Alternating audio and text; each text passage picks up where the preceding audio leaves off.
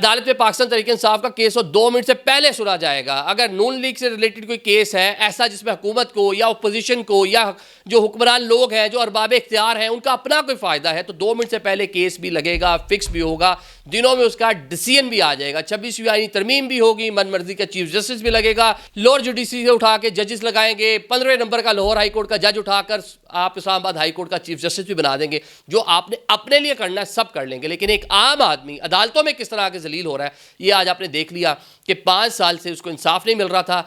आज जब अदालत ने 8 अप्रैल की पेशी डाली, मतलब कि कितना लंबा मतलब पेशी, पता नहीं 5 साल से केस चल रहा है और लोअर जुडिशरी में उसके हक में फैसला आया हुआ है। जब अदालत ने जनाब 8 अप्रैल की पेशी डाली तो उसने बाहर आके खुद को आग लगा ली।